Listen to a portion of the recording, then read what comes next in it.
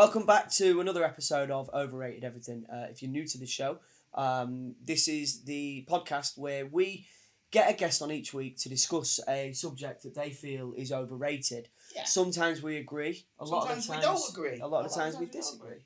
Yeah.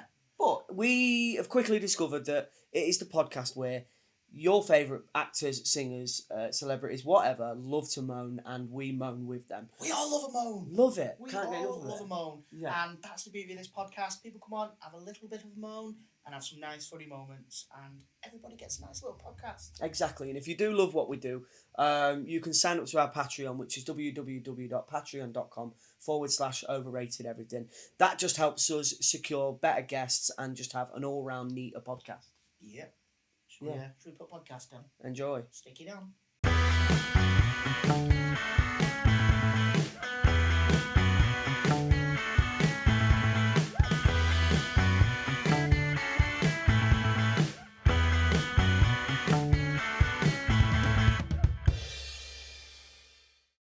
Thanks for coming, George.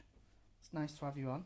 For those who... You two are really good. Nobody will know. Yeah, so I love how he's trying to be I genuine. know. the way that he's just been talking to you before I this enjoyed podcast. that moment, though. I really did. Like, do it again. No, George is one that, like, I met George in college, so we were saying on Chanel Creswell's podcast, you guys will have heard it a couple of weeks ago, we recorded it earlier on today, but I was saying, like, with Tomo and Chanel, because obviously I met them doing This Is England when I was 15, I've now known them longer than I haven't known them. Yeah. And that's probably coming up close with you. Watch the mic. Oh, sorry, mate.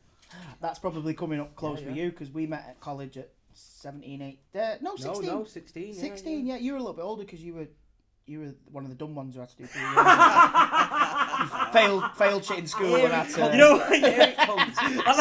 It's gone from, thanks Coming for back. doing it. So You were a mature student. Let's go back. There we go. Well, Sorry, this is what I mean. Yeah. Don't let him in. Come He's on. going to knock the Sorry, fucking mic. I Jack. remember my first podcast, it's fine. I've actually done multiple podcasts. But no, and obviously met doing an acting course at Yeah, City yeah. College in Manchester. And Well, we were kids. yeah, and we became we were good babies, mates, weren't man. we? Like, Yeah, we we did. became really good mates. Well, I think what helped us is because we were both like council estate lads, and we had that affiliation to Wythenshawe. Yeah. Because my nana lived in Wythenshawe, which is a stone throw from where you live. So I think that brought attachment on an early onset at college because we were familiar with our surroundings, weren't we, of where we lived. So that was quite nice. Do I like you now? Probably still not. But Yeah, I'm still warming to you. yeah, we're still getting No, to know you two off air was like, you was bouncing. We love each other. I'm a bit pissed off it stopped. Me and George did interesting than what we're getting here. Yeah. it'll come. We did a chat, didn't we? One of the universities, the MST. MST University, a few weeks ago, where we were talking to the third year drama students about like life in the industry, and we literally spent the 2 hours just slagging each other off. Basically, I that's thought you what. were going to say spent 2 hours slagging the industry. Know Oh, each yeah. other. No, there That's was none what of that, we was do it? now. No. Ooh. Honestly, there was none of that. No, we want work. Come on, let's exploit everything. Let's How- just get it all out there. How's work been? Because Yeah, good. you've been a busy boy. Yeah, but recently. a slow burner. Like my early years weren't busy. Just starting like last couple of years now are getting busy. But as you two know, like it's in trips. It's weird with our business. No, I wouldn't 'cause know, mate. I mean, I'm fucking non-stop. You're always in. I'm sick of seeing your face on everything. Like, oh, for fuck's sake, again. No. God, I wish that was true. No, I loved it. All This Is England stuff. I've watched quite a lot of your work actually, and yours, Andy. And I was, with the walking. You've watched both of actually. his things, have you? Yeah. Nice. All that he's done. I'd listened to his little cartoon. No, I loved it. No, It's yeah, the biggest the cartoon trips- on CBBS, but yeah, little. I mean, Blue is bigger, so that's, you know what I mean? It's the second biggest. Suppose if you can, you've got to sell your voice, Andy. That's what you've got to do when people don't want to see you, they just want to hear you. So it's easier. It's I've got a face for radio, mate. yeah. No, yeah, trips and chops, it's ups and downs always. And at the moment, I'm in a good spree, but I'm under no illusions that can stop at any minute. But that's quite an exciting thing, though. I mean, Yeah. you say it's exciting, but it's like, It isn't until you got a mortgage. yeah, of course. But when you are working, but that's what keeps it so. That's what makes you appreciate it so much more Yeah. when you are working, because you are at the understanding that it can stop at any time. Yeah, you know yeah. What I mean, it's just why you treat every job like it's your last. Like you enjoy it, you love it, you embrace it, and you immerse yourself in it. Yeah. I think that's kind of what keeps us more grounded. Do you know what I mean? I treat every job like it's my first as well, mate. I love it. I love think- being on set. yeah, like you I should. I'm like, this is. Do you know what I mean? I still Yeah. get that why you're still disrespecting runners and being an all-round player? Being a twat. I've seen him, mate. Yeah, it's awful. Yeah. I'm not. I'm a lovely man. I've been told off before for being too nice on sets. I can't. Do you make your own tea? Yeah. And that's what I get told off. Right. I got told off once when we were doing one of This Is England's because we came back from filming and all the SAs, the background artists, were queuing up for the food. So I just got in the queue and the third came over to me and was like, go and get your dinner. And I was like, yeah, I am. I'm queuing up for it now. She was like, no, go. These are SAs, go. And I was like, no, not one bit. And she was like, no, it's okay because you've got to be back on set. And I went, yeah, in an hour. It'll take you 10 minutes. Same time as these lot. And she went mad at me. Like, not went mad at me. Like, she was like, and I won it. I was like, I'm not pushing in front of anyone. I'm going to stand in the queue. Adam Mayday, go get me a Wagamama's. No, I used to die when that happened. It's horrible. You know, again, I think there's that old counsellor statement. You know, when I still now, like, I'm working on something now, and for seeing every programme, there's always new people who are doing running. I suppose because they're starting at the start of their careers. Of course, yeah. And it's like, I meet new people on every single job, and the first thing you get asked when you come out of the car is, "Do you want a coffee? Can I get you?" I was like, "No, I'm getting it myself." Like, if you've got time, you get it yourself. Yeah, and also because 9 in 10 times the fucking tea's shit, isn't it? Like if you want a good cup of tea, you make it yourself. Don't you? Because you know how you like. The only time where it's got a bit different is during like COVID and that, because there was a lot of. Did you film anything through sort of like COVID or through the rules? There was a lot of that, like, no, like you can't go and get your breakfast. Like, I've got to go and get it and give it to you in your trailer. You've got to sit and eat it in there. Or a table so long and there's two of you sat on each side. Wild time that was working during COVID. I think it changed. Like, you talk about, you know, the supporting artists having to queue up for the dinner, and actors and crew would jump. I used to hate that, but now everyone gets a hot box because they've sort of not brought that back anymore. Everyone likes to work in lunch now, don't they? Remember the days when you used to sit on an old bus? On a two-story buses. Oh my, like. We used to sit on them every single break that we had would all be on there. We got told off trailers, and we'd never use. I still to this day think trailers are bullshit anyway. Like, I think they're a massive waste of money. Because you don't fucking sit in them really. Do you know what I mean? We got told off on This Is England the film because it was one of the days. Loads of times. It was one of the days where it was like you at school, so there was a load of school kids, and obviously at the time we were like 13 and 15, and so they did that. So they had a bus for the SAs, like one of them double deckers where they at, and then they had a bus for the actors. And I think I was on set because I was being tutored. I wasn't filming that day, but you were obviously filming school things that day. So me and you would hang around at lunchtimes anyway. So we went and sat on the bus with like a load of kids our age. You know what I mean? Flirting, trying to get numbers, trying to get all that. I mean, it'd been MSN addies, trying to get MSN addies, all that. To all the essays, like I'm number 1 on the call sheet. And we got told off. They were like, you can't sit on this bus. And we're like, what? No, yous have to go on that. Fuck off. We have to go on that it's a bit ridiculous, like the whole separation side of it, isn't it? It's insane. I just love the working lunches. You don't have to have that pressure of going to sit in. So isolating, sitting in that Winnie on your own, and you'll know because you've been in a freeway like me. He's fucking probably not, but I mean, I'm in a two-banger, baby. Exactly. Yeah. I aspire to be in a two-way. Yeah, I get a bit jealous. Two-way yet? No, Andy, I'm not. Because I'm not a prick. Mate, I worked on a job recently, and there's like loads of, obviously the number 1s, 2s and 3s, they had all their own trailers, and then there was like a section of like 2-bangers, and then there was like the 3-bangers, and every time there was like someone wasn't in the 2-way trailers, I'd go to the AD truck and be like, oh, can you chuck us in one of them for a few days? But I've seen that she's not in for the next week, can I jump in that? But I like to make myself at home. We was working over Christmas time, so like in my trailer I had like a little Christmas tree up. No. Yeah, man. Did ya? Yeah, if you're there over Christmas and that, of course. Oh, that's cute. Yeah, I try and make it feel as homely as possible. Like have a candle in there, because I say that you don't really spend much time in them and are a waste of money, but on the jobs where you do get to spend time in them, like there's days when I've been brought in and sat there for 10 hours and not done anything. Yeah. So it's nice to have like a candle or a... I think, and especially on splits when you've got like an hour between day and night and you go and sit down. I like that. But yeah, I've definitely done the same thing. Yeah. But they're made out that I've not asked for the 2-way. Can I, I think he's not in today. Like, but I find the 3-way's more intimate anyway, more cosy. Yeah. It's all good. I remember the one time when we was doing This Is England 86, I think. It must have been, because that's when we was all rebellious. And this is when everyone used to smoke loads of weed. And I remember, Andy's probably going to kick off for me telling this story because he gets a bit worried. But we all once, and I think it was Joe Gilgan who got us into his trailer, and we was all sat there and we hotboxed one of the trailers. And Mark Herbert, the producer, that day, like a competition had gone out for like a day on set of This Is England, like a day in the life of This Is England. And there was a couple that came on and we got a knock on the door. And we opened this trailer door.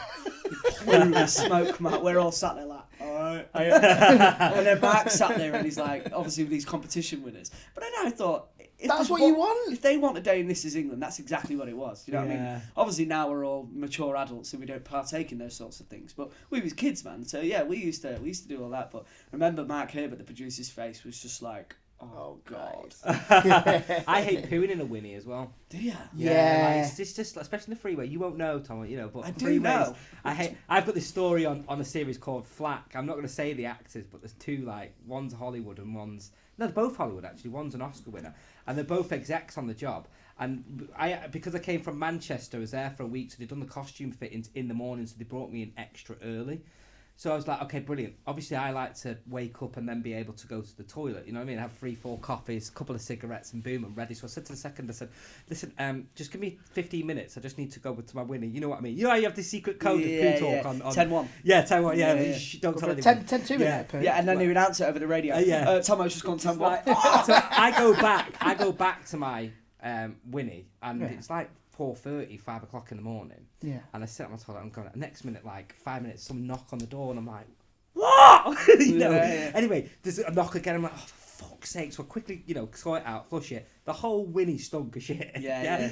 Open the door, and Sam Neill's there, and fucking the other person, and they're both like, oh, we just wanted to welcome you to the cast. Oh, no. Because they're both execs, give me my little flask or whatever, and I'm like, oh. And at the same time, I could watch Sam Neill. And he's literally smelling everything what's coming out of the Winnie. I was dying inside. I was like, yeah, okay, goodbye. But that's my story of Winnie toilets. Yeah. I love that. We all used to shit in each other's trailers on This Is England, didn't we? Yeah. Like whenever someone, like say someone had annoyed us, we'd go into the trailer, leave a big log there, and then not flush it. Oh. So like Perry Benson would get back to his trailer and there'd just be King Kong's fingers sat there. What is it though? Because actors do like to talk about shit though, don't they? Like, there's a few things actors like to talk about. Drugs and alcohol and their past experiences most likely with it. Yeah. Shit and sex. Yeah. And funnily enough, which leads us into my underrated. There you go. Thing. You just See, did a little segue there. That's normally our job. That's because I'm good. Yeah, you are. You are. We might need a guest host soon. There you go. You're in, baby. After that tuna sandwich or something. Yeah, I think sex is overrated. Why? Yeah, why? Because I suppose it comes down to people's relationship with sex. I mean, I said it to Andy yesterday, and Andy was like, I don't think so. I was like, maybe I'm just not really good at it, or I've not had enough of it, which I disagree with, because I've had intimate relationships, but I've got another thing with relationships and the pressures of being in relationships. But for me, I always found that especially when I'm with a partner, it's the excitement of having sex. Especially in the morning where you just have that little flirt before you go to work, and you think, oh, tonight is the night we're going to. Do you know what I mean? And it's that leading up of that excitement. But then actually, I don't know about the rest of you, but it was short-lived for me. Like, do you know what I mean? Really? So it was the excitement and the buzz. Or even when I was younger and, used to go out and used to find attractive people and used to have that chat and used to be dancing on the dance floor, knowing that it could lead to something else. The chase. But I think the chase can seem quite predatorial. So it's not coming from a predatorial stance. No. It's coming from more of the enjoyment of flirting, enjoying each other's company, finding good self-confidence as well. Yeah. See, I think that's like a mad thing. Like nowadays, because we're all sort of a similar age, as we've sort of discussed. But like, I've been in a relationship now for like 12 years or so. So you don't have it anymore. Yeah, I don't have sex anymore. No, but like things like internet dating and stuff like that's completely alien to me. I don't know whether you've dabbled in that, George, or what, but like it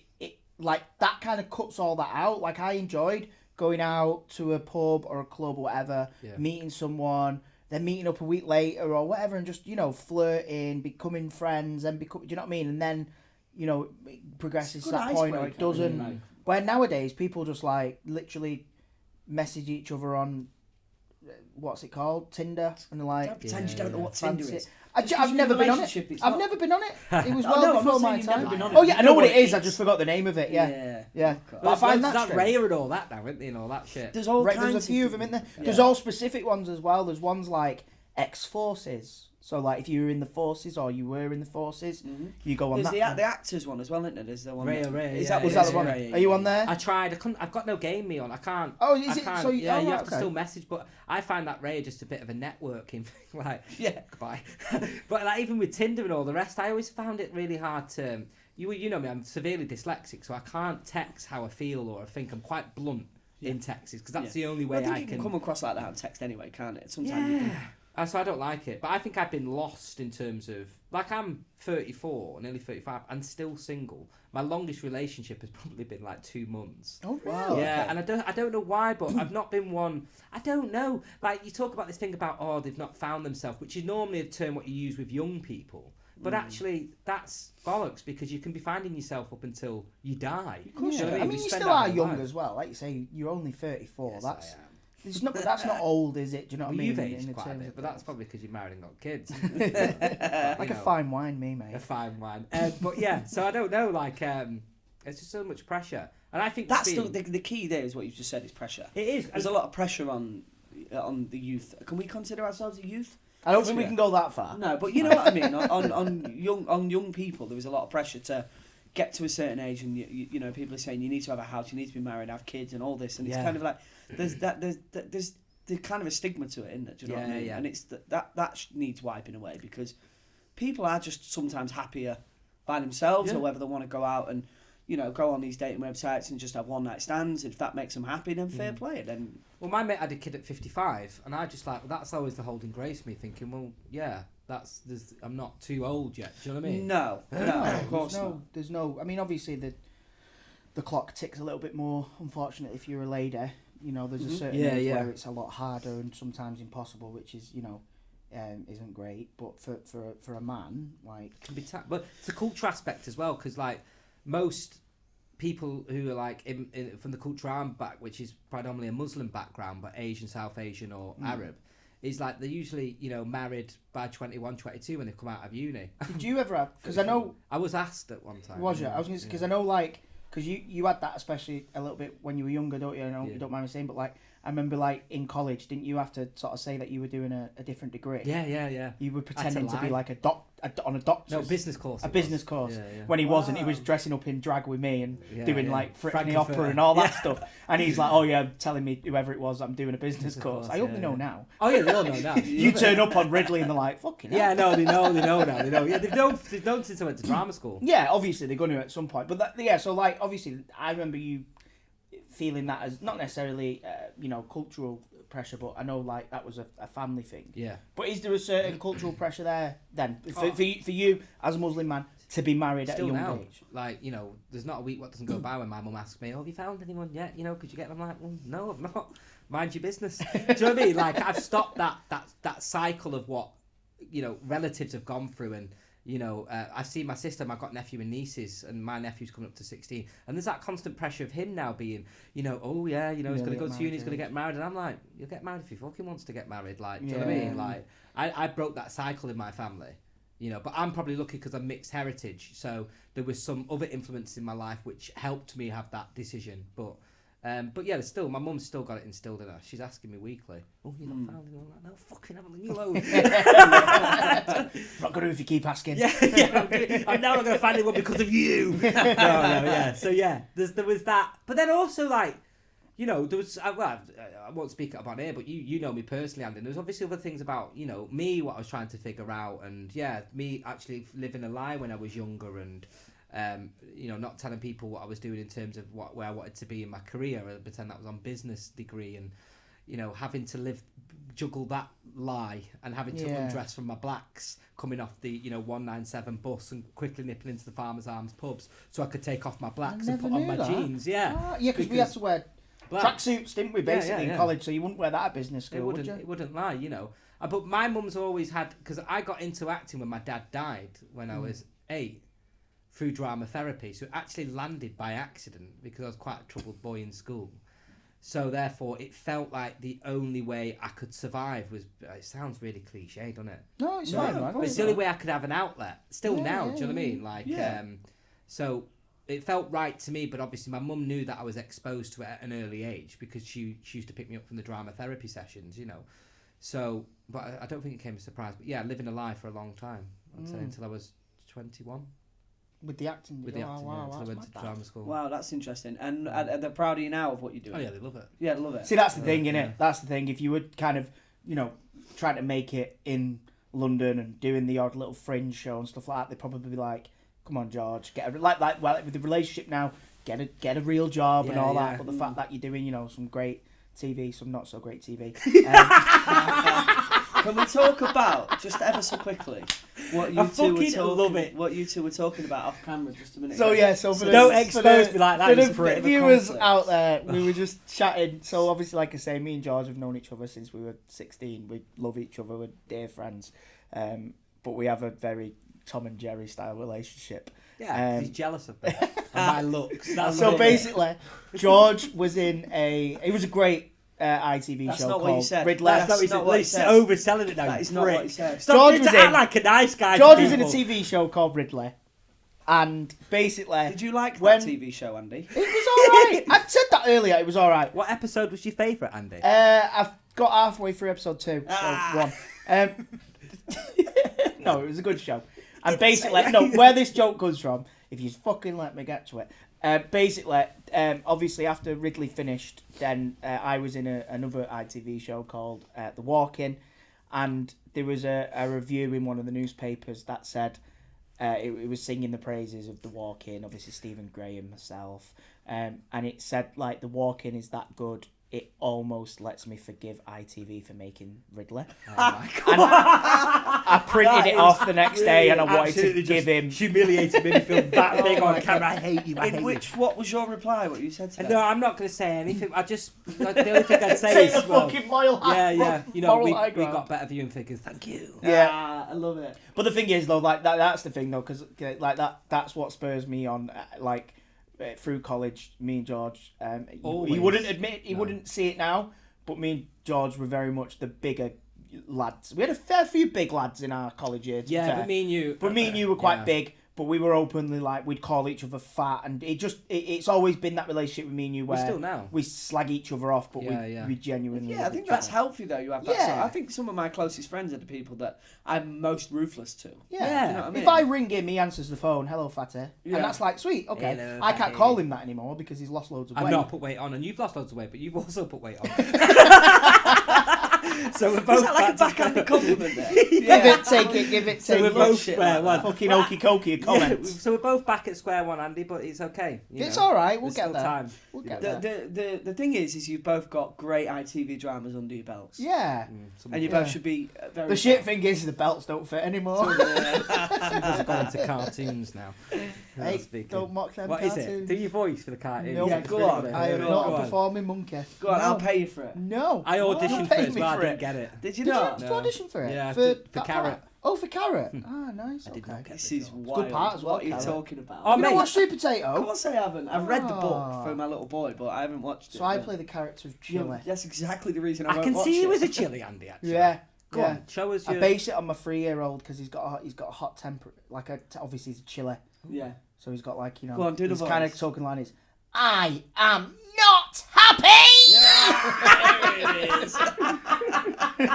You have Honestly, I went and recorded some the other day. You come out looking like Oh a chili. mate, I've not recorded some for a little while because the series finished, but then we've started doing some radio ones now.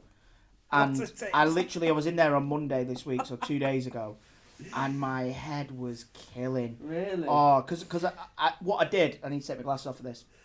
So he boils up because he's a chili, so the steam rises. Oh, yeah. So in one of my first things, I was like, it'd be really funny if he like actually bubbles up. So the director was like, "What do you mean?" So I was like, "Well, when he gets angry, instead of going, if he goes like that, Jesus Christ. which Can't was believe you great, get paid for that. which is great once." But now it's in every recording session a couple of times. Oh I literally God. come out with a mental headache. That's And there's the social Why don't you clip. just get like a Sky voiceover like me? It's loads easier. Yeah. All you've got to do is believe in better. I think he's quite... I think that's the best I've ever seen you, Andy. Those kind of impressions. Cheers, mate. Yeah, Thank you. Playing a chili pepper on CBBS. It's very. I like how you put all the depth in there as well. There was a lot of work went into. All right, character, mate. Boring. Moving on. Go on. I wanted to play him Scottish at You're first. overselling it now. You get it, and you're playing chili on the fucking whatever it's called. Super Potato available on CBBS. This podcast about promoting your own fucking career. Pretty much. I like the way he said that it was the biggest show on CBBS, knowing for a fact that it wasn't. Do you know what I mean? Never heard It's of one it. off. It's one off. Yeah. Nothing's beating Bluey. Have you watched Bluey? Never. No. I've watched many So of good. Bluey's, but I've never watched Bluey. Is this your? So I used to always bump into Andy at auditions. Right. Yeah. This is where we're going to get onto. So we auditioned for this fucking, what's it called again? That cartoon that he does. Super Car. Potato. Super Potato. So I didn't tell him that I was going for that, and then when he got it, I was a little bit gutted inside because it gave me flashbacks of when we were younger and always used to be in the room together. Yeah, we bumped into each other for, was it Bad Education? It was We both something went that for Has that. he told you how much he gets paid for this Super Potato thing? Is it good money? Oh my god, yeah. Is it? It will knock you over, mate. Is it? Yeah. Yeah, he always says how good it is. Oh, really? Is it good? No, is it good money? I'm not disclosing my personal financials on it. Oh, I don't fault you. Who's Well, your see- voice agent? Get me in touch. You with him? I got you in touch. You signed with him. Oh yes. Yes, I forgot about that. Thanks for that, Andy. That was really nice of you. I'm surprised you actually done that because you're so fucking evil. Always wanted me to fail. You got that audition because Yeah. no, you probably got Yeah, that exactly. before. You What? probably got that before. You've only been with through COVID one I got you with Suto. It was very handy during COVID, actually. Yeah. The voiceover stuff. Yeah, Mate, yeah. I love the voiceover stuff. It's brilliant. Like, Yeah, it's good. But It's a great. I enjoy it. Like I've lucky enough to do a couple of cartoons now, and they're my favourite thing. But I did a I don't know if I can say what it is. I did a radio style drama of a very popular science fiction show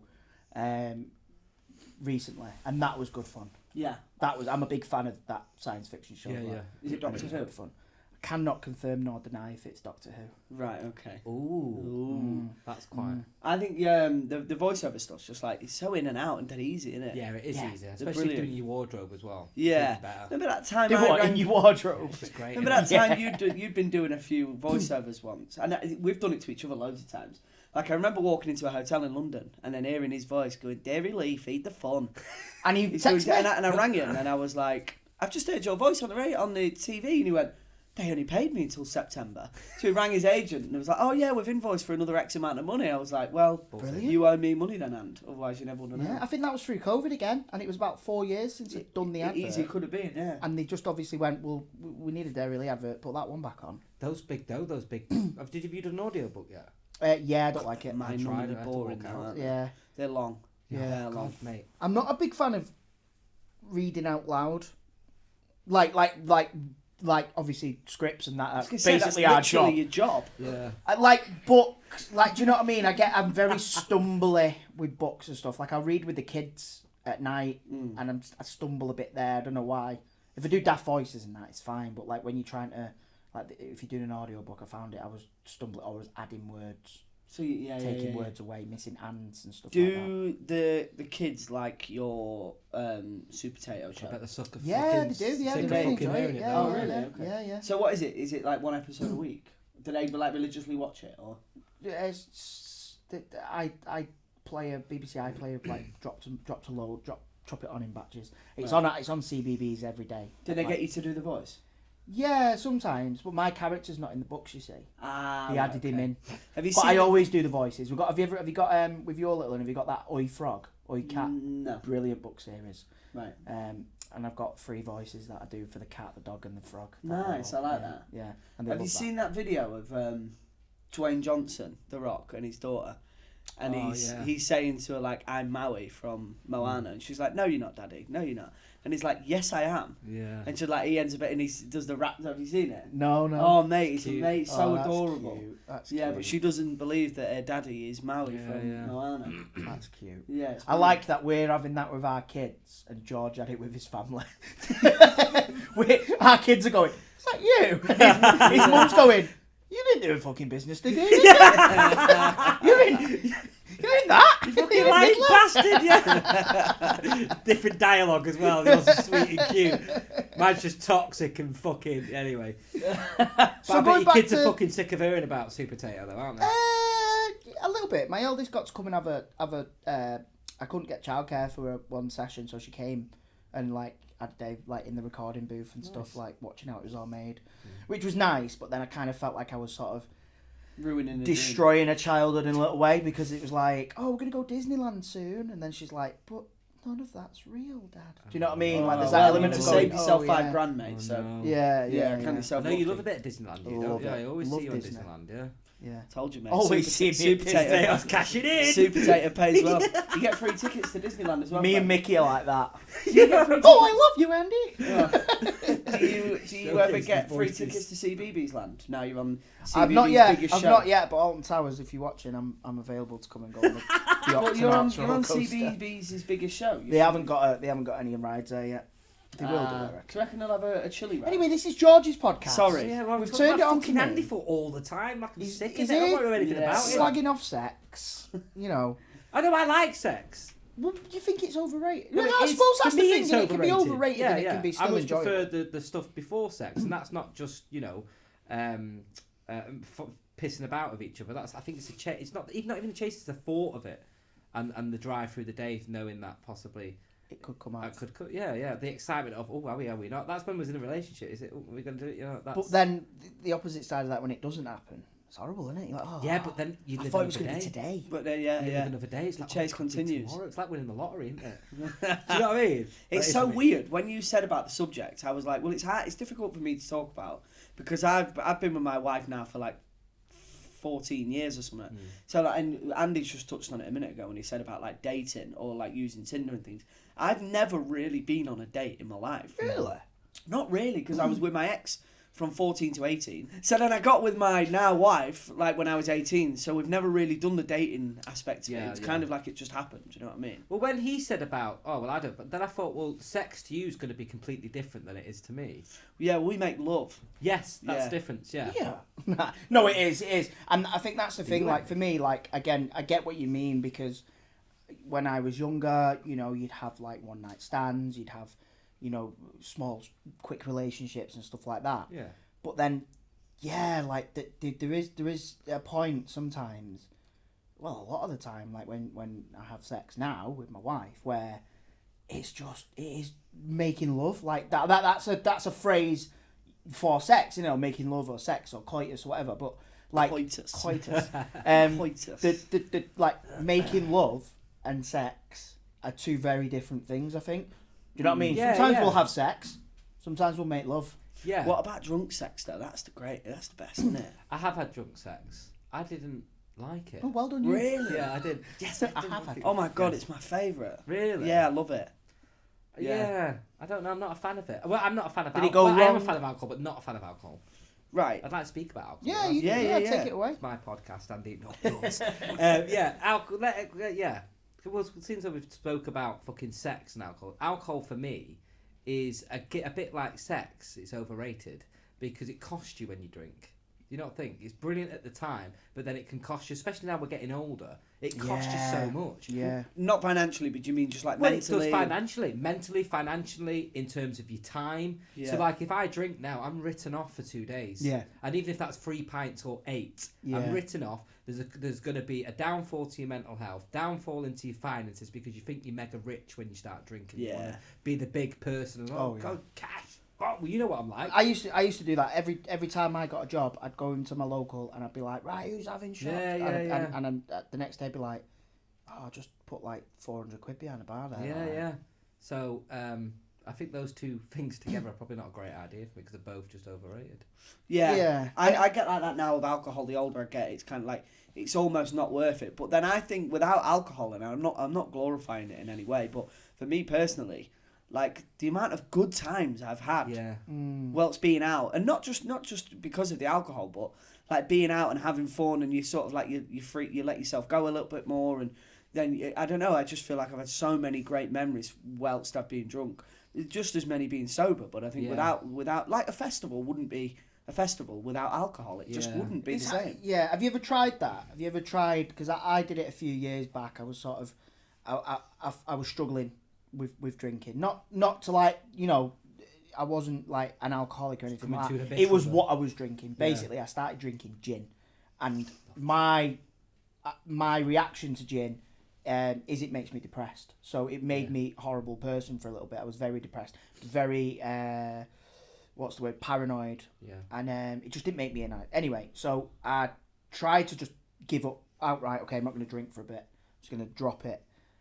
But then, I don't know, going out and not having a drink, I'm very overconscious then. It depends who you're out with. I think you can go out with a certain group of people and not drink and be fine with that. But then you'll go out with a different group of people and just be like, there's no way I can manage a whole night out with these people and not drinking. Because they're just, I think people who are drunk are quite intense and they're quite in your face and quite loud.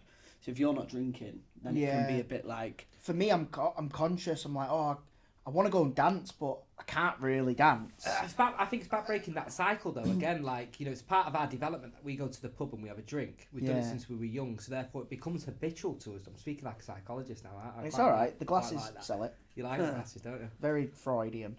Yeah, that's very theatrical, darling. But I think it's about breaking that cycle because I suppose those good times. I'm talking to them like I don't drink, but I am in that mindset now of thinking maybe I have, like when I met you the other week in the theatre. I was sober. Everyone was drinking around me because I've come to the mindset now as those good times what you were talking about in the pub are still there. Yeah, of course. They're still there. It's the alcohol what magnifies it, but actually. You can still participate in them, and it won't cost you financially. It won't cost you in terms of depression, And you wake up the next day, and it's worth it. Yeah, it's like because you're not hanging. And one of the things that got me over that was like, because like I say, I'm quite self-conscious. So, we go to a pub. My wife would be drinking. I wouldn't be drinking. She'd be like, "Oh, should we go? We're all going to go and dance." And I'd be like, I don't really want. But then in my head, I'm going, I don't want to stand up and dance because everyone will just think I look like an idiot. And then in my head, I went, Andy, you're normally in here really drunk.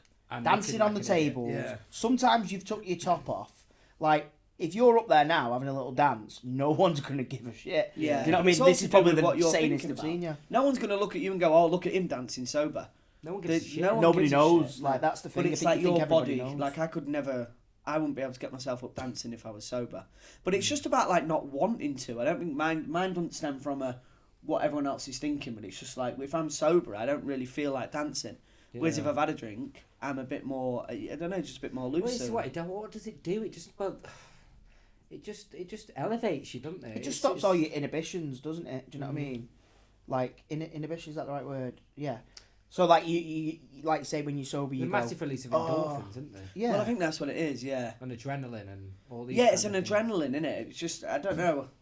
But I do think, like you say, like, there are obviously people out there who struggle with it, but if, with alcohol, like, if, with anything, alcohol, like certain drugs, stuff like that, like, in moderation, as long as you're okay with them, it can be fine, Yeah.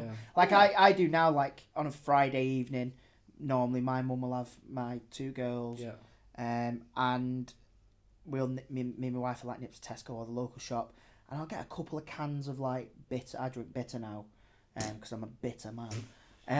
But I'll get a couple of cans, and I'll buy 4 cans, but I'll probably drink 2. Yeah. See, drinking at home, I've never understood. I haven't until What's COVID changed it for me. But and what's it's just the point? I don't get because the point. that's the thing. Like, I'm not. I think that's when people go, "What's the point?" It's like, are you drinking to get drunk, or are you drinking because, like, for me, everyone laughs because I'm like, oh, I really love bitter. I enjoy the taste of it. Like, I actually I got a taste for bitter about 2 months before Boris said you had to stay in your house, and now bitter out of a can's not the greatest. Off a draft, it's like, oh, it's like heaven. What does it taste like? It's just I don't understand. malty and it's nice. It's nice. It's not like lager's really gassy, isn't it? And if you drink too much, you're like bloated. Where bitter, it's not gassy. It's just smooth. Like, I like John Smith's. It's a very smooth kind of drink. Have to try it. But during COVID, obviously, because like you couldn't go as well? finger. I smoke a pipe. I have some slippers. But like, through COVID, I got into kind of drinking at home, but I'm not drinking to get drunk. So that's the point. Is that I'm not drinking it because I want to get plastered in my living room or whatever.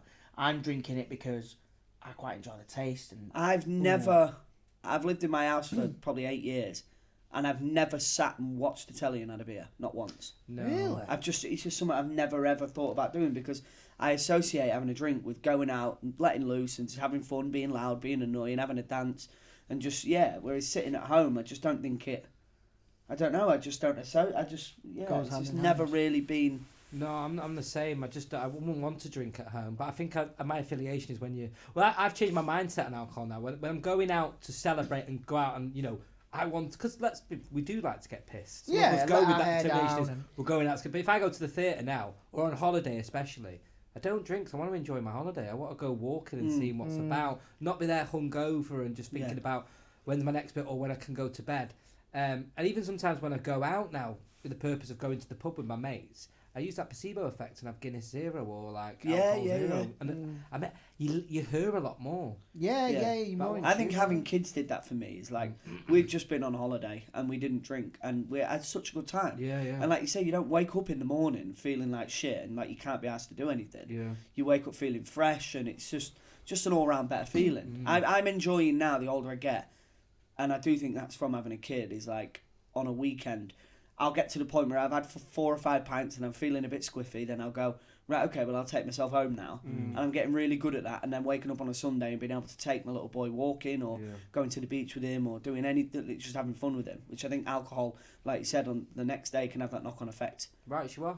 Exactly. And that's the thing, like you said there before, like, as you get older, it gets worse. Like, I remember being 18, 19, going out, drinking, getting up the next day, being fine, like, not bothered at all. And, like, older people going, oh, it'll get you when you're older. And you're like, nah, mate, I must be immune.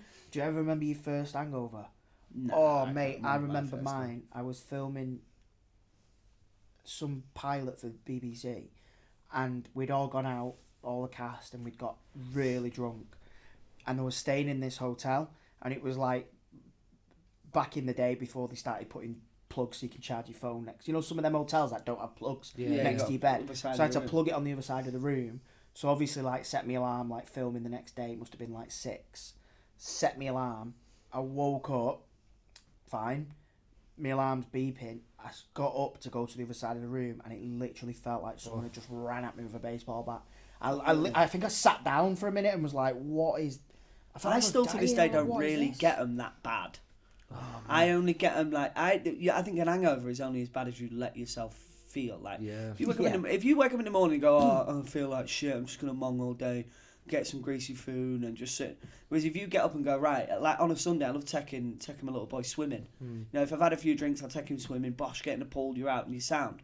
And you're not just sitting around feeling sorry for yourself all day. I think that's part making of the most of your day. Make the most of your day and like being active instead of just sitting and just like you say, melting into the sofa all day. It's just that's what I mean. Especially because the famous day is Friday when you all go and get pissed, but then your weekend's gone. Then Monday you're going back to being working again. But I remember the first time I got pissed was at drama school because I started drinking when I was 21. Oh, really? Yeah. I was in first year. I think it was a World Cup or the Euros. We all went to the footage on Oxford Road, and there was quite a big drinking year. And at that time, male masculinity was at its forefront. You know, boys were all like, let's go to the pub and watch football. But we were quite a good year. We had really powerful humans in our year, so everyone went together. And I got fucking... I just there was something that clicked in my head and thought, oh, fuck this, because I've not been exposed to alcohol because of my upbringing. I got the pint and fucking downed it. And then I had I think it was about 5 or 6. And then my mate Louise Laurie and Majid Medazadi, who's an actor as well, had to take me back to student halls because just couldn't stop crying. Wow. I got well emotional with it. Wow. And it was just crying over nothing. It was so bizarre. And then the next morning when I woke up, oh my God, I couldn't move. Really? Yeah. Was that your first time drinking? That was my first time. Do you think... Do you still drink? Do you drink much now? Or? Yeah, I have 3 phases now. So like I do drink now, not every day, probably once a week. I'm trying to phase it now to just twice a month. And but I still go out.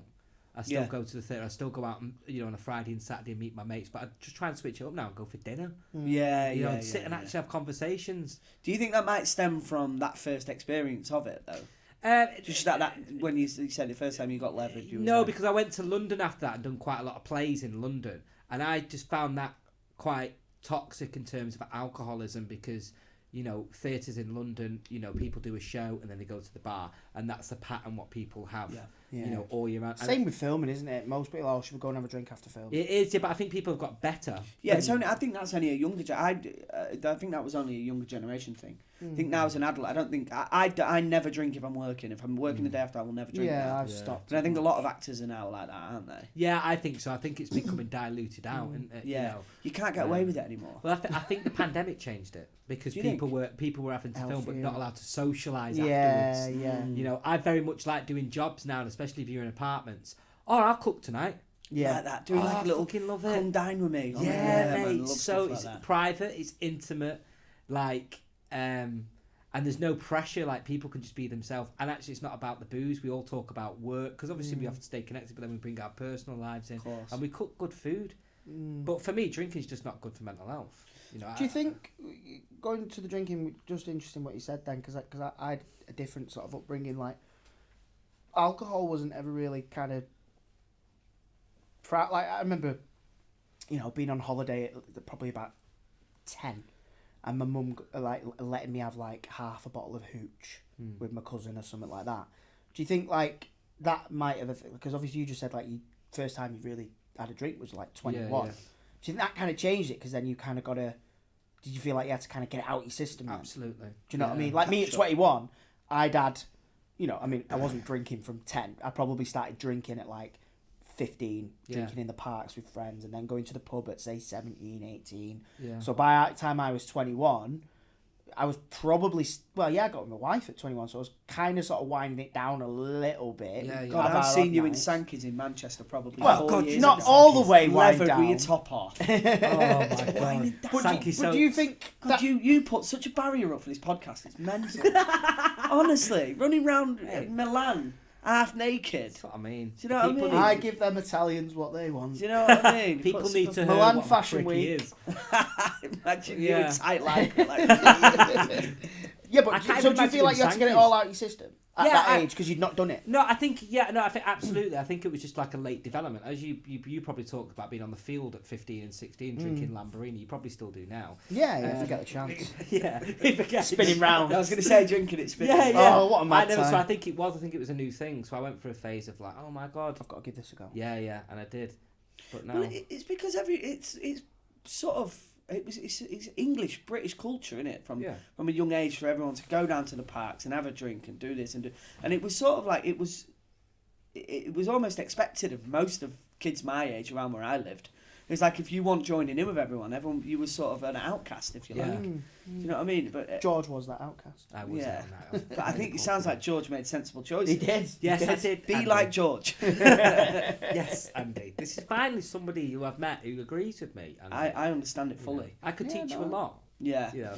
I think just going back to what you said about, because in the industry, you know, there's a lot of people who struggle with alcoholism, and not just in our industry, in every industry. Like, you'd be so surprised. But I was exposed from a young age to people who had drink problems and drug problems, and I think that for me, I use that for myself in a selfish way, if you like.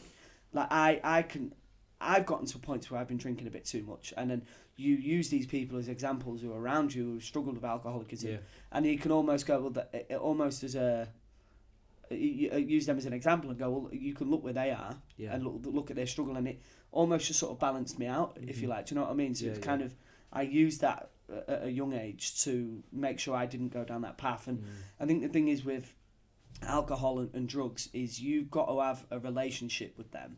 And you said it earlier on, you've got to you use it recreationally, and you can build a relationship and a trust, and if you can use it recreationally, then that's fine. But I think, like I say, sometimes it can get a bit out of hand. Yeah. And I think for us as actors, if we sit and drink at home every night, I think there's a problem there, because we don't earn it as such. No.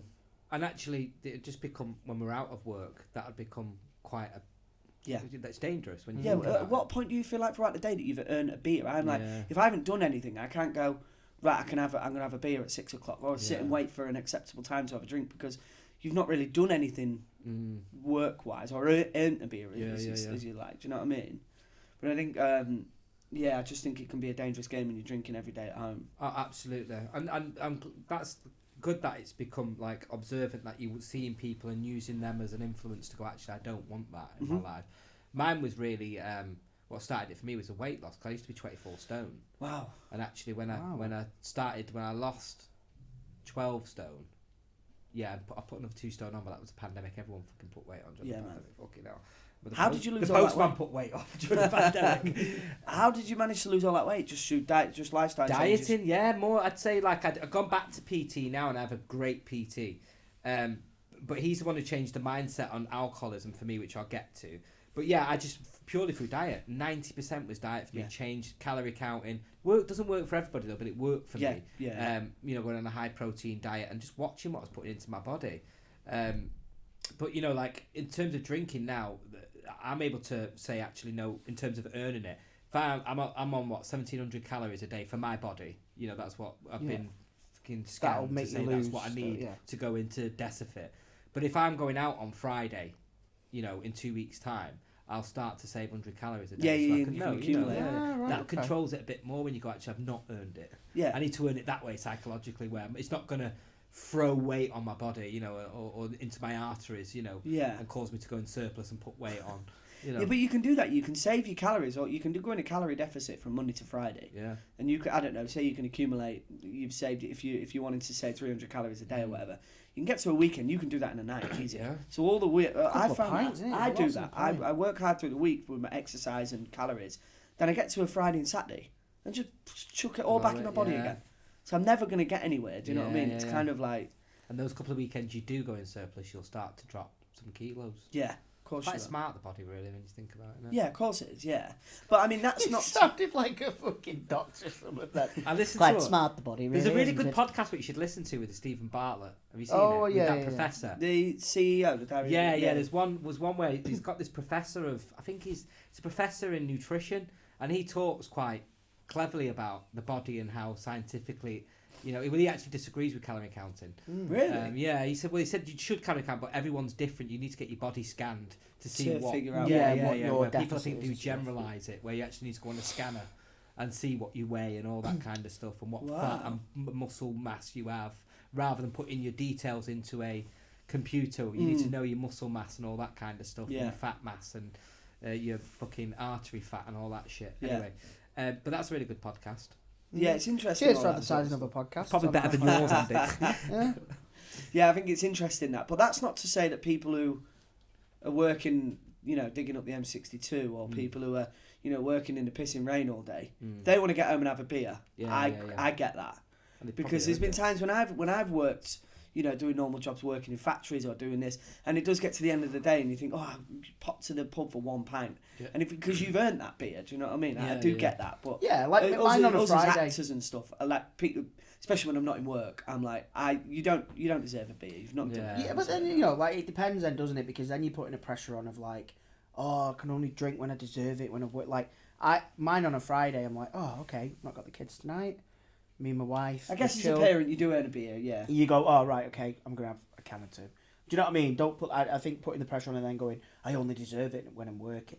Yeah, but again, I guess it's an individual. It's an individual thing, and it's like that's my way of stopping me from drinking throughout the week. Yeah, fair play. You've not done anything today, Tomo. All right, you might have gone to the gym, or you've done this or done that. I just feel like I haven't done anything that warrants me having a beer, and that works for me. Yeah. Like you said, everybody's body's different. Everybody's different. There's no generic way, isn't there? But then that works for everything, like smoking and things like that. It's everyone feels like they, you can earn these sorts of things by doing different things throughout the day. Do you know what I mean? I think you should definitely try and go out though and not drink. I've tried it. Yeah, I've tried it. And fucking actor, just pretend you're having a good time. Pretend you're having a good time. You will have a good time. Can you act drunk? I find that dead hard, mate. And I've done it a lot, but I find it so hard. It is. Yeah. Have you ever got to do it?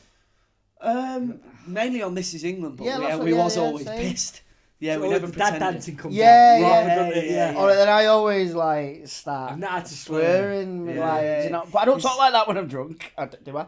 I don't know, because I'm normally But drunk. back in the day, though, they used to not mind if you did drink. I remember one of my first jobs, and there was real champagne. Yeah. I think they've stopped it now, but we was like, yeah, rightly. So I think like you say, it's they can't obviously promote it or encourage it. right. we've worked on we drank a little bit on some of This Is England, didn't we? You and say that a little and bit, stuff, like we was levered.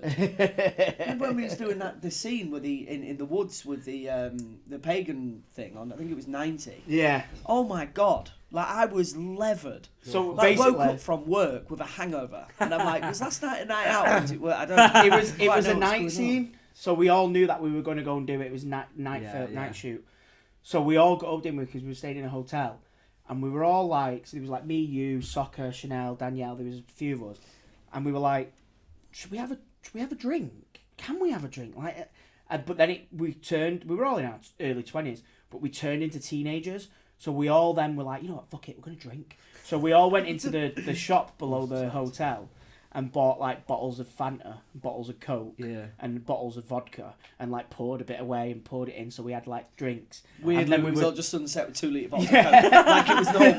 But then we were like having little drinks and that on the way to set and stuff like that. Again, this was at like 5 o'clock in the evening when we got picked up, and then we got to set, didn't we? And we'd had a couple of drinks, and but we were all on edge. Like, oh my god, like we're a bit tipsy here. And then we were starting to do this scene, and Shane was like, yeah, so basically you're going to go in, and he likes to shoot things real, so he shot that whole festival scene, like, hidden cameras. We were just there having a party. And he was like, yeah, go down there and basically just enjoy yourselves. There's real pagans there. There's someone doing tarot cards. There's this, there's all that. Fire shows. Fire shows, all that. Go and have So it fun. was all real. So it was all real. Oh, Yeah, wow. yeah. It was all, they were essays, but they weren't essays. They were all like real pagan people and shit. Anyway, so he was like, go and enjoy yourselves. He was like, have any of you had a drink? So we all just went, nah. And he literally got his radio, didn't he? And he went, can we get a couple of crates of beers for the cast, please? I want them to go and enjoy themselves like they're at a party. Yeah. He went down and he went, we're all pretty pissed, Shane, to be honest with you, but yeah, let's have some more. Yeah, we had a little But it made it real, we had didn't a it? caravan in the corner, and he said, just go in there and we've delabelled like 200 bottles of Budweiser for you, so just have a good night. So actually, we're not even good actors. It's all That laying sounds on like a for good us. job, doesn't it? I didn't act drunk. But now, I could never do that now, I don't think. I think if they said, oh, you can have a drink, I'd be a bit like... But is that because you've matured into your profession, though? When you were kids, when you were more or less doing that, though, when you were young? Yeah. 20s, yeah. I'm just a little bit more... Like, I just think about things a bit more now. Which maybe is a good thing, maybe is a bad thing, I don't know. But I think if they said, right, go get pissed at work and you can do a scene, I'm just a bit like, I don't know. Well, you were I suppose you were in that. How long was you doing that? Like, how long? You was young when you were doing the film, though, weren't you? Well, we did the Oh, yeah, film not as during kids. the We didn't film. drink on the film. No, we were No, we obviously did the kids. next one after that. Like the series, so the film we were like 13 and 15, weren't we? Yeah. And then when we did the series, I was about 19, nearly 20. I'm guessing you were just turned 18, weren't you? I just turned 18 when we did 86. Right. And then, yeah, the last one, So I think I was like That's 24. why I'm confused, because we went to college when you've just completed the film. Yeah. But then when it came out, I think I was like 17, 18, so I Yeah. assume, Came out after we left college, I think. Or just Great during. film, that, though.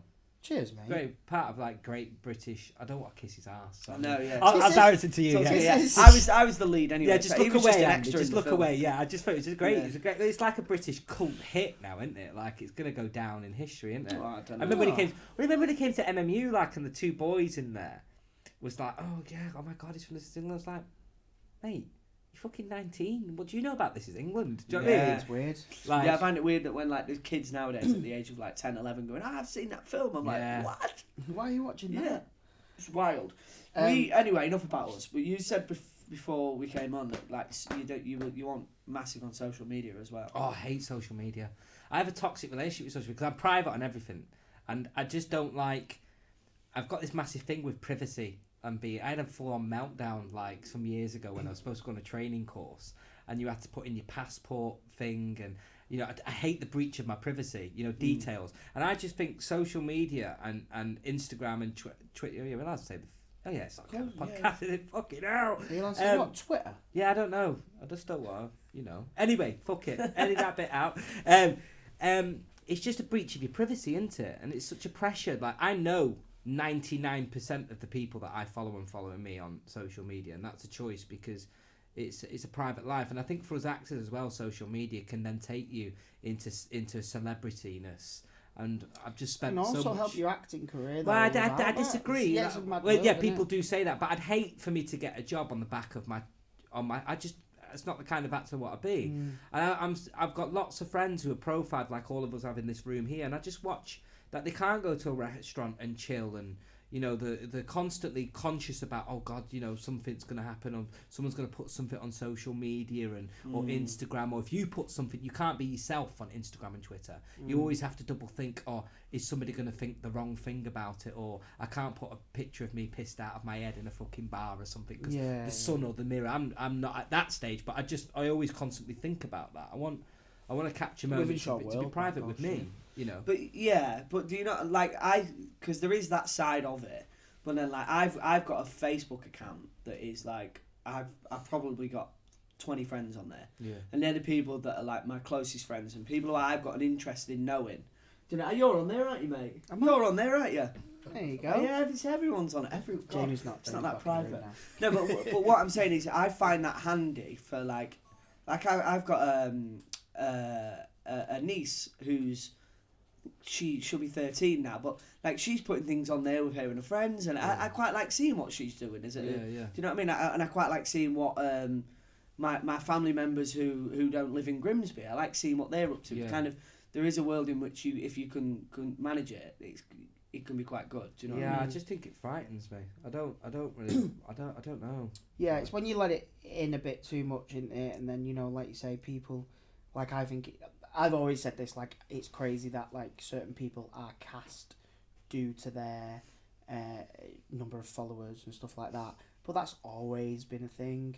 Yeah, in terms of, like, bums on seats. Yeah, like, you know, back in the day in Hollywood, if you've got, you know, James Dean or whoever the other actor is, like, they would have gone, well, James Dean's been in 20 magazines do you know what I mean, this month or whatever, like, cast him because he's the favourite at the minute. And, you know, it's a way that producers can use it as a metric now, can't they? And go, there's right. a lot of huge people in the industry that don't use social media as well, though. Yeah, of course, yeah. But they've got some of that we haven't. They're good actors. But I don't like the status of this. Yeah, but it's all like, you know, I had this massive debate with this PR company when I finished a job. And I'm like, oh right, you know, it's the first time I've engaged with PR, and they were like, I didn't engage in anything what they asked me to do because I hate that. But they were saying like, oh, we need to get your accounts open so we can get you. Verified, and I'm like, what do you mean verified? Like blue tick speed. I was like, oh no, forget it. I'll keep it on lock. I'm not going to do that because I hate that blue tick thing, and the pressure of people when you're an actor as well going, are you blue ticked on Instagram? Or it's like, what's that fucking matter? It means you get loads of free shit though. Does it? You're talking about experience. What have you got? Oh mate, some of them. I've had some loads of them in freebies. Really? I think that's one of the main reasons I won't get rid of my Instagram because I get free shit on it. I love it. When it stops, would you get rid of it? Yeah, probably. What, you were going to get rid of our blue ticks on Twitter soon? I'm not on Twitter, am I? Oh right, yeah. So that's happening soon. So from the 1st of April, which at the time of recording was a couple of days ago. What in Elon? The new thing is anyone who's verified on Twitter, basically, you have to subscribe to Twitter Blue because it's starting to roll away your blue ticks. What? So even people who like so for business accounts, they need their blue tick for people to believe what they're. Yeah. So they're not going to have a blue tick. So let's say, for instance, there was a big company the other day who said like we're not going to pay for it. Like so let's say for argument's sake, I don't know, 50 Cent is promoting his new album. Like if I could create an account as 50 Cent and it not be a real account, and I can put anything I want on there, but no one's going to believe that because it's not blue tick. So is 50 Cent going to still have his blue tick? No. So no, unless he pays for it. And then in that case, that's already a thing. People can buy blue ticks now. Yeah. But that was the first step, and now the next step is apparently from the 1st of April, the legacy accounts, what they're called. So if you click on my blue tick on Twitter, it says this is a legacy account. This person may or may not be notable. If you click on one that someone's paid for, it says this is a Twitter Blue account. This person pays for this. So them legacy accounts are slowly getting taken away. Well, I only noticed you having a blue tick when he's made that a thing. What? As soon as he started telling him, Andy popped up with a blue tick. Mine is not paid for. Yeah. I think it is a good platform for people who want to share their the things that are going on. I've tried now personally to use mine more for work as opposed to putting more personal life stuff on there. Yeah, I just don't know. I suppose. I don't know where it comes from. I don't know. I don't like it. I'm thinking about deleting even my private accounts. Really? Yeah. So you say you're thinking about deleting them. What's stopping you? because it's obviously something you've The thought connection about. to people abroad, like who are what I say. Like what I was just saying. Yeah, there's that really. I've got family abroad. I've got friends now who live all over the place, and it's the only way I can actually get a capture of what they're doing without, you know. And what's making you think you want to delete it? Well, the fact that people who are on social media who are followed now but don't post anymore, then it makes me reach out to them and go, "Is everything cool? I was getting on." Is that not a Blah, blah, nice blah. thing though? Huh? That's a nice thing. It is. So then I think to myself, well, why do I need it? Maybe I should just text people who I'm following more. Yeah. Do you know what I mean? And check in with them rather than getting a little capture of their life on Insta. But so I'm trying to basically bullshit you the answer. I actually don't know what's stopping me. I suppose it's an addiction. Yeah, social media, that is a real thing. Yeah. 100%. That's why I deleted mine. Well, I took it off my phone. For that reason being, is because if I'm sitting on my phone and I've got all these social media things, I can sit on that for hours.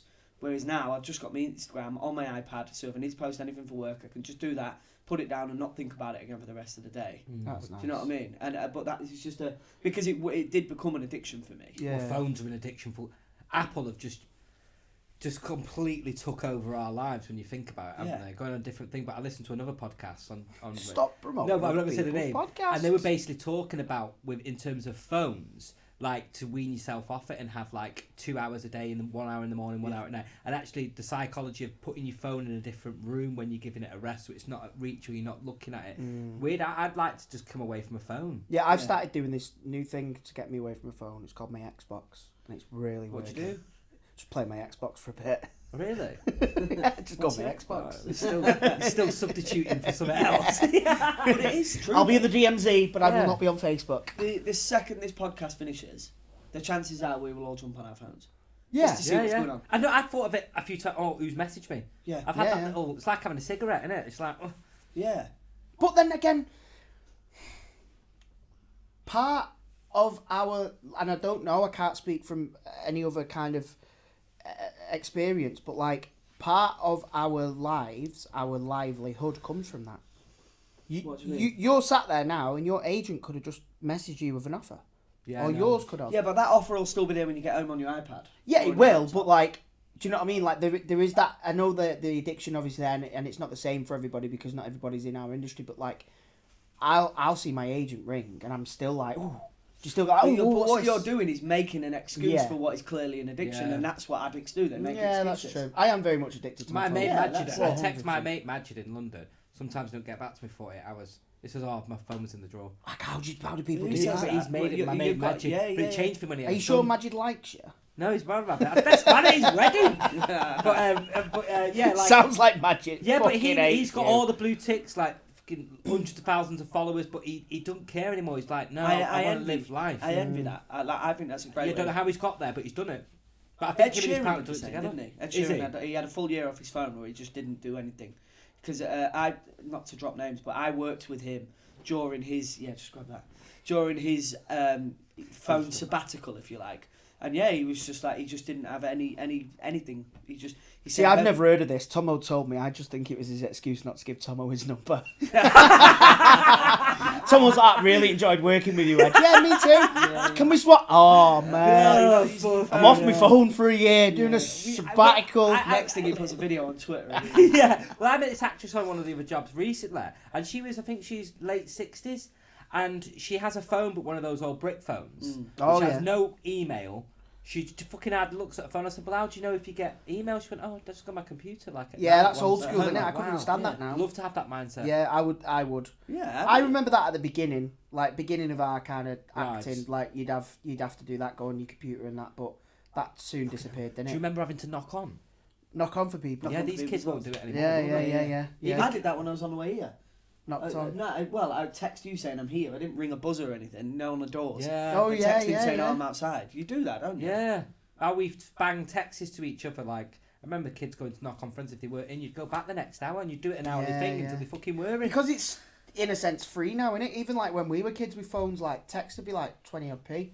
So if you had a tenner on your phone, Yeah. you only had so many. Nowadays, you pay X amount a month and you can text as much as you want. You wouldn't have texted me that if you were still on page you go and only had a No. tenner. Someone made a good point the other day, and I don't know what your view on it is. You know, nowadays kids are watching iPads, and Yeah. as parents, you try and make it as educational as possible. And, Yeah, yeah. You know, a lot of shows now can be made as educational shows. But do you know when books first became a thing? Yeah. Do you reckon any parents was like, they're spending far too much time reading? Yeah. That can't be helpful. Like, no, what we do now, we say they're spending far too much time on an iPad. Yeah. But that is just a modern day thing. Like Evolution, would have people been. are moving on. Exactly. Yeah, I yeah. had a chat with a few years ago. I was at a party with my mate's granddad, who sadly not with us anymore. But just chatting to him at this party, and all my mates' nephews and nieces were all sat there on their iPads, and I was like, "Oh, don't like that." And he was like, "What do you mean, lad?" And I was like, they're not engaging. They're not at the party, are they? Like, I remember going to kids' family parties as a kid, and really just enjoying being there and seeing my family and all that. And he went, "That's in your head, that." And I went, "What do you mean?" He went, I think he was like nearly 80 at the time. He went, "I seen your lot with Game Boys. I seen my kids with whatever they had, and then it was me." It's just the next thing. Do you know what I mean? It's a lot more addictive. I imagine. just wonder it's a lot if- more. I just wonder if like books are perceived as quite educational nowadays. And of course they Yeah. are. But Yeah, I they just have think if back in the day before all technology, would parents have been saying, saying you're about reading that. too much. And now a modern day parent would say you can't read too much because Yeah, maybe. do you know what I mean? Well, it's about adapting it. Like my Apple Watch, I don't have phones or messages on there. Oh, really? It's just a watch and counts my steps, and I can input my calorie stuff. But actually, it has. That's the only use it has now. You mean when people used to phone and you could feel it vibrating or Oh, I still texts? have all No, that, yeah. take it away, man. It's in my phone. I constantly keep my phone on Do Not Disturb. That's when you try and call me. Yeah, Goes I've seen straight that the other through- day. It was on Do Not Yeah, Disturb yeah, mode. because I don't want to talk about the agent thing. Sometimes my agent calls me. I think sometimes she thinks I'm ghosting her. She's actually messaged going, "Are you ghosting me?" I'm like, "No, I swear to God, I'm not." I don't want to be living in a state of anxiety thinking, "Oh, it's my phone." Do you know what I mean? Like, Yeah. especially when you go It for sounds jobs. like you're taking It's a a- step towards that you could go without a phone. Yeah. Yeah, I want to. I do. I actually do. Obviously, in this society now, we can't. We need phones Yeah. for work, everything like that. But I'd like to do a weekend fast at some point. Just With go phones. without a Yeah, phone. I think you should start one. I think Me you and- should start. Me I and find it Charlotte Hashtag go out weekend often. phones. We'll go on a date night and leave our phones at home. Yeah. A bit more difficult now. We've got I a was kid, going to but say we now used you've to do got that. to, yeah, it's Yeah, hard, a bit isn't more it? difficult. But if you leave your kid with someone that you trust, an hour or two away from your phone when you're. And when people you're- used to do it back in the day. If they really Yeah. need you, they'll call the restaurant. They call What the restaurant you restaurant, going Exactly. to? Yeah. Probably If you're having a Nando's. meal, there's no harm in leaving your phone in the car or whatever. Do you know what I mean? Yeah. It's like. But I mean, we struggle now, I'd say, of having a little, but there's no reason we can't. But we used to love that, just going out and just being present with each other instead of just being Yeah. sitting on our phones, because we both do it. We both sit on our phones all the That time. Do Not Disturb thing's weird as well, because when I messaged you, it said George has got Do Not Disturb turned on. Notify Do you him. want to notify him anyway? What the Yeah, but fuck's I've the got point in that? I've got that switched off. No, he asked me if I wanted But it to. won't make any difference Oh, to won't me. it? No, it'll just make the message pop up, but I won't have to open it up. Right. But you can right. have like not emergency contacts, but you can have like Yeah. So I can say if I'm out and about and I don't want anyone to bother me, I can just put it to Charlotte, Yeah. so she's the only person that will allow to. Yeah, allow I've to got that. ring My me. mum's the only person who can get through. Yeah. Single Yeah. parent. I want my mum So to phone if I anytime. need you, I've got to ring him up. If you need me, Andy, you're just gonna have to wait in line. What you've got to do is you've just got to put the bat signal. Yeah. Yeah. It's a fucking The George energy. signal. George will see it Yeah. and he will appear. Or just start being fucking nice to me, and you'll have my attention. That's Andy. never going to happen. Nah, That's never but gonna no, happen. I'd like to do a fast. I'd like to actually one weekend go Friday, 4:00 when work's finished or whatever it is. Put my phone in the fucking drawer, give it to a mate, and live a weekend without a fucking phone. Do it, mate. Yeah, I'm Yeah, gonna do it. do it. So let us know how it We should all goes. do it. Give me a Yeah. call. Thank you for coming on, mate. Was that it? Yeah, that's been over an hour, I reckon. Yeah. George is sat there going, fucking Stephen. But I'm just getting warmed He's going, up. Stephen Graham got 2 hours. Yeah. Yeah, well, I get a fucking hour and 18 minutes. No, nice one, mate. Thank you for coming No, on. great. Yeah, Enjoyed appreciate it, mate. Cheers. Another episode down. Done and dusted. Another lovely chat. Another week out of the way. Another week out of the way. Hope you're all having a fantastic week. Mhm. Yeah, again, another lovely chat, and just nice to be doing the podcast, doing what we love doing, man. Yeah, it's nice to be together and it's nice to have it all sort of done professionally and comfortably, and I think it's really showing with the guests that we're getting on at the moment. Mhm. And I think the more that we can keep doing this, the more that we can provide for you listeners at home, Yeah. the viewers that are watching on YouTube. There is a way that you can support us. If Andy would like to tell. I will. You can support us in many ways. One of the main ways being we do have a Patreon account. If you can go on there, it's www.patreon.com/overrated everything. That just helps us to secure guests. We want to be getting bigger and better guests from London and places like that down to the studio, obviously that costs money. And for a small fee each month, you guys can contribute towards that, and you'll get rewarded as well. What kind of rewards will you get, Thomas Turgoose? Well, it depends how much they're willing to spend. No, we've got so much in store, haven't we? We've got like we've got the lives coming up. We've got which lives, I know which we've is promised over the exciting. years. Yeah, man. Yeah, I can't wait for all that. We've just got sort of behind the scenes exclusive footage that we're doing, and We've got some bonus podcasts as well. Some bonus podcasts with ourselves and with some guests. Some of the guests. Yeah, just sort of. But I guess as the more it goes on, the more surprises that we'll drop. We want to have fun with it. We're creative people. We want to have fun. We want to be creative. We want to make some nice content for you guys. Yes. And keep that Patreon going over. But obviously, we ain't no fools. We know times can be hard for everyone. And so if you can't subscribe to Patreon, that's fine. That's cool. Yeah. What you can do, if you love the podcast, is like, subscribe, share, tell a mate as well. Yeah. Like, everyone's used to just going share, like actually sit in the pub or wherever you're meeting with your mates and socialise in the gym and just go, hey, have you heard that podcast? It's pretty good, you know. Yeah, get it on Spotify. Bam. Play it really loudly when you're at a red light with the windows open. Play it really loudly at red lights. Overrated Everything, the best podcast to play really loudly at red lights. There you go. If that's illegal, we're going to get sued.